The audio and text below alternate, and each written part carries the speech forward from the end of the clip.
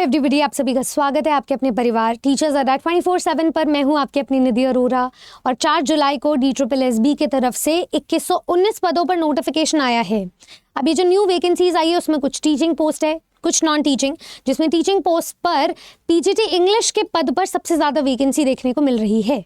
PGT English mail जो कि DOE department के अंडर है, उसमें टोटल पोस्ट निकले हैं 64 और PGT इंग्लिश फीमेल की पोस्ट निकली है 29, जो कि अगेन DOE डिपार्टमेंट से है। अब फॉर्म फिलिंग की जो डेट है वो 8 जुलाई से शुरू हो रही है, लास्ट डेट है 7 अगस्त। इस बीच आपको किन किन चीज़ों का ध्यान रखना है, इस बार क्या नए बदलाव देखने को मिल रहे हैं, ये जो नया नोटिस आया है इसमें क्या नई एलिजिबिलिटी है, क्या नया एग्जाम पैटर्न है, क्या सिलेबस है, क्या चीज़ें रहेंगी जो आपकी एज लिमिट को पार करवाएंगी, तो ये सारी चीज़ें हम इसी वीडियो में डिस्कस करेंगे, जिससे कि आपकी आवेदन से लेकर के चयन तक की आपको डिटेल्ड वीडियो इस पर्टिकुलर सेशन से ही आपको सब कुछ पता चल जाए और सब कुछ इसी में मिल जाए। तो ये वन स्टॉप सोल्यूशन रहने वाला है। चलिए शुरुआत करते हैं। यहाँ पे हम लोग देख सकते हैं कि PGT इंग्लिश और मेल और फीमेल के against number of total post तो दी हुई है और कैटेगरी वाइज विवरण भी किया गया है। मैं चाहो तो अटैच करवा दूंगी इस PDF को, ताकि आप साथ साथ देख सकें और चीज़ों को समझ सकें। अब आगे चलते हैं। सबसे पहले मैं आपको बता देती हूँ कि आपको ऑनलाइन ही अप्लाई करना है इसके लिए, और जो भी स्टूडेंट अप्लाई करेंगे उनके लिए जो लास्ट डेट होगी एप्लीकेशन की वो 7 अगस्त है। इनफैक्ट जो आपकी एलिजिबिलिटी और एज लिमिट होगी उसकी भी कट ऑफ डिसाइड करने के लिए आप फॉर्म फिलिंग की लास्ट डेट को ही अपना बेंचमार्क मान के चलेंगे। तो चलिए आगे चलते हैं। मैं सीधा आपको ले चलती हूँ हमारे PGT इंग्लिश मेल और फीमेल के तरफ। देखिए भाई, सबसे पहले तो यहाँ पर ये जो एलिजिबिलिटी दी हुई है DOE डिपार्टमेंट से, इसका मैंने विवरण किया हुआ है। सबसे पहले मैं आपको बता देती हूँ, कैंडिडेट्स के पास PGT इंग्लिश यानी कि मास्टर्स डिग्री होनी चाहिए इंग्लिश में, और 50% मार्क्स आपके आने चाहिए, चाहे वो एग्रीगेट हो ओवरऑल या फिर अपने मेजर सब्जेक्ट कंसर्न में हो। दोनों में से किसी में एक में भी अगर आपके 50% या उससे अबव बन रहे हैं तो आप एलिजिबल हो।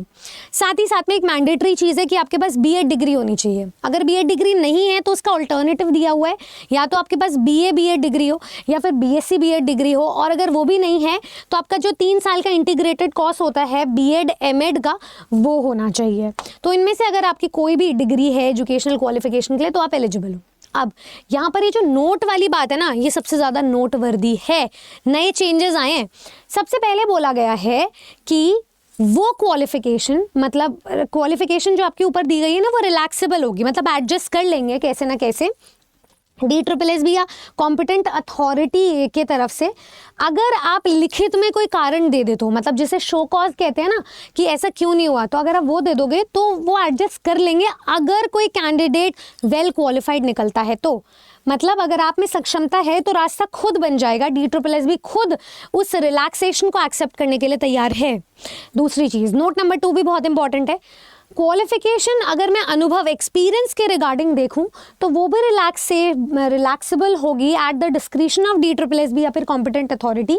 अगर आप लिखित में कोई चीज़ दे दो तो, पर ये सिर्फ कुछ कम्युनिटीज़ के लिए होगा, ठीक है। तो यहाँ पे रिजर्वेशन है, जो स्टूडेंट्स SC से बिलोंग कर रहे हैं या ST से बिलोंग कर रहे हैं, आपके स्टेज ऑफ सिलेक्शन, मतलब सिलेक्शन के किसी भी स्टेज में DSSB या कॉम्पिटेंट अथॉरिटी अगर ऐसे ओपिनियन में है कि sufficient number of candidates in community से पूरे नहीं हो पा रहे हैं जिनको एक्सपीरियंस है, तो फिर वो आपको चूज़ कर लेंगे। तो ये बहुत ही खास बात है आपके लिए, मतलब जो पत्थरों से रास्ता है ना वो अपने आप बनकर आ रहा है। वैकेंसी भी अपने आप आई है और ये रास्ता भी अपने आप आपका बन रहा है। तो एलिजिबिलिटी को लेकर के बहुत ज़्यादा हड़बड़ाहट में होने की ज़रूरत नहीं है फॉर PGT इंग्लिश। बात कर लेते हैं। आपको एक्सपीरियंस में तो जैसे कुछ एसेंशियल नहीं बोला गया, डिज़ायरेबल भी नहीं बोला गया, तो निल लिखा गया। पे स्केल की बात कर लेती हूँ। One of the finest jobs है ये इंडिया की, क्योंकि एक तो आपको नोबेल प्रोफेशन में पार्टिसिपेट करने का एक सौभाग्य भी मिल रहा है, एक अपॉर्चुनिटी भी मिल रही है, साथ ही साथ में आप दिल वालों की दिल्ली में रहेंगे। तो आपका जो पे स्केल है वो दिल्ली के एक्सपोजर के हिसाब से होगा। 47,600 से आपकी इनिशियल पे शुरू होगी और जो आपकी लास्ट पे है वो 1,51,100 रुपये तक जाएगी। 8th लेवल का पे लेवल है इसका। ग्रुप B की पोस्ट है ये। जनरल सेंट्रल सर्विस में आता है, नॉन मिनिस्टेरियल है और नॉन गेजेटेड है। एज लिमिट की बात कर लेते हैं। आपकी जो लास्ट एज लिमिट है फॉर अनरिजर्व कैटेगरी वो 30 साल तक है। और रिलैक्सेशन लास्ट में मैं पूरा एक्सप्लेन भी करूंगी कि किन किन को मिल रहा है। पर जो गवर्नमेंट सर्वेंट्स हैं ना, उन्हें 5 साल तक का रिलैक्सेशन दिया जा रहा है, जो भी सेंट्रल गवर्नमेंट के द्वारा इशू किए गए ऑर्डर्स उनके अकॉर्डिंग। एक और चीज़ है, जो कॉन्ट्रैक्चुअल एम्प्लॉय है सेम डिपार्टमेंट के, उनको कैसे रिलैक्सेशन मिल रहा है। अपर एज में आपको रिलैक्सेशन मिलेगा, वो भी एक वन टाइम मेजर है, सिर्फ एक ही बार की अपॉर्चुनिटी होगी, जिसमें अगर आपने एक्चुअल टाइम बिताया है जितना कॉन्ट्रैक्चुअल एम्प्लॉय सेम डिपार्टमेंट में बिताता है, और अगर आप सब्जेक्टेड हैं to a maximum of 5 years, 5 साल तक, जिसमें आपने कम से कम 120 दिन काम किया है पर्टिकुलर ईयर में इस डिपार्टमेंट के अकॉर्डिंग, तो फिर आप एलिजिबल रहेंगी।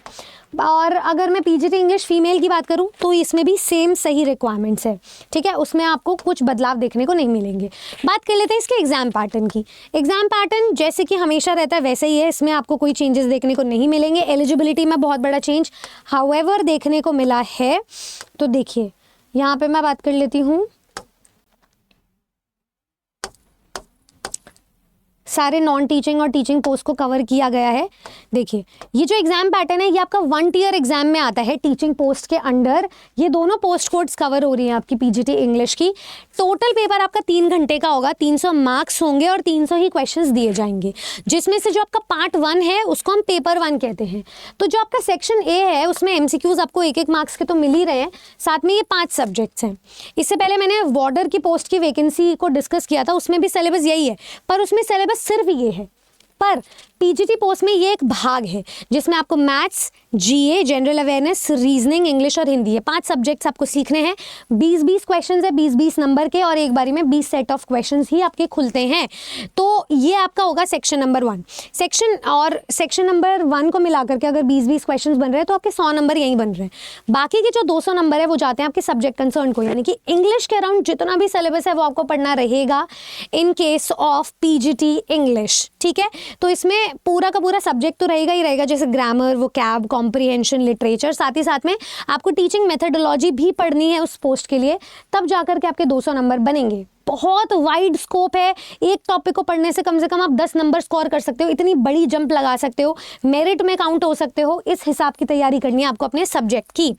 बात कर लेते हैं कुछ इनकी एलिजिबिलिटी की और कंडीशंस की। देखिए जो 1 टियर टेक्निकल या टीचिंग एग्जाम्स है ना, उसमें सेक्शन बी में आपको मिनिमम क्वालिफाइंग मार्क्स लाने होंगे। वो मिनिमम क्वालिफाइंग मार्क्स क्या है वो मैं अभी डिस्कस करूंगी, लेकिन जो सेक्शन ए है उसमें कोई मिनिमम क्वालिफाइंग मार्क्स है नहीं, तो ये चीज़ याद रखनी है। हाउएवर जो फाइनल मेरिट बनेगी वो आपकी section A plus section B combined बनेगी, तो दोनों चीज़ों में नंबर लाने हैं, लेकिन सेक्शन बी जो आपका सब्जेक्ट है वो क्वालिफाइंग रहेगा।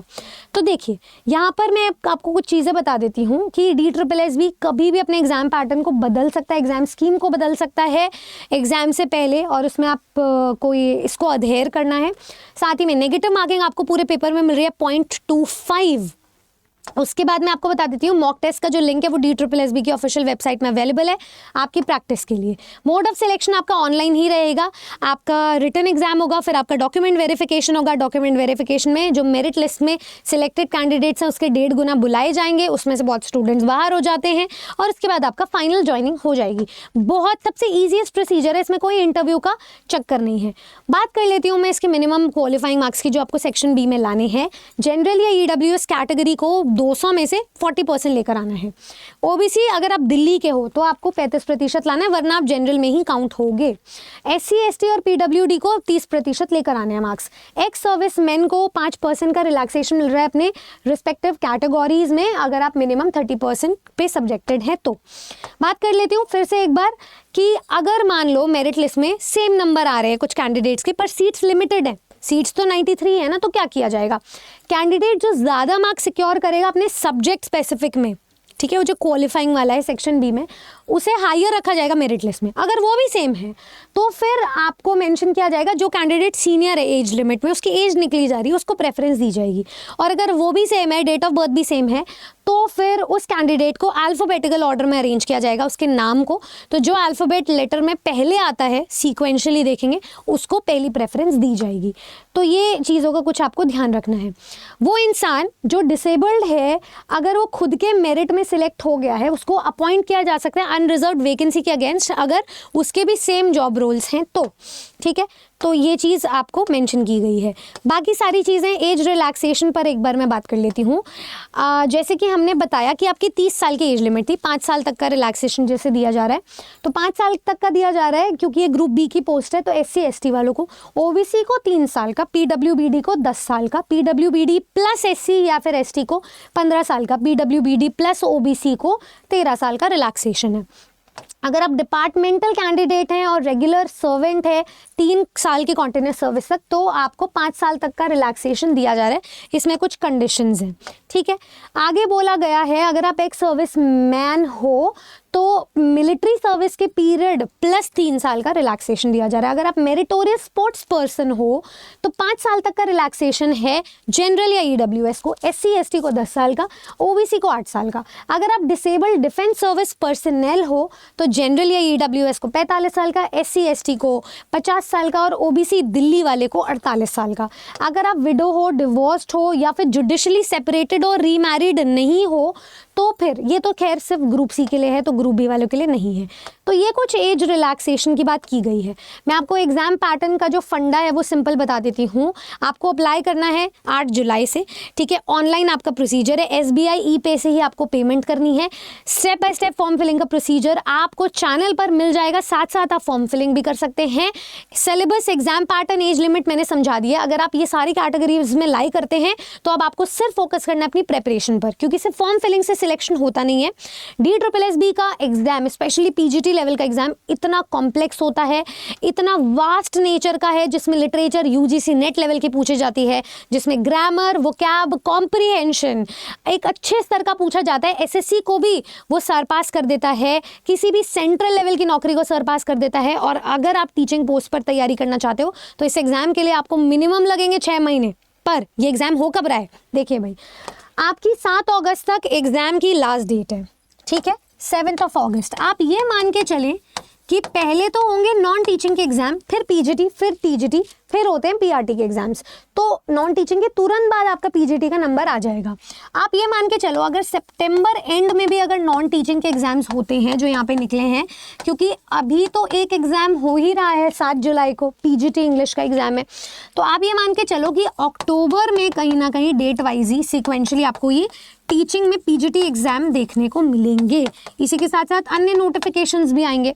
तो अब आपको अपनी कमर कस लेनी है और आपके पास समय क्या है? आप जुलाई में खड़े हो, जुलाई पूरा मंथ लगा लो, चलो जुलाई, अगस्त, सितंबर और अक्टूबर में आपको पेपर मिल ही जाएगा। तो 3 महीने की तैयारी, 6 महीने का सिलेबस आपको 3 महीने में कंप्लीट करना है।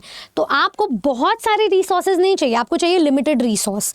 एक ऐसा रिसोर्स जो आपको आपका सिलेबस भी समझा दे, PYQs की प्रैक्टिस भी करवा दे, आपको कॉन्सेप्ट्स की थ्योरी भी क्लियर करवा दे और आपकी प्रैक्टिस से आपके मॉक टेस्ट में आपकी प्रोग्रेस भी ट्रैक करवा दे।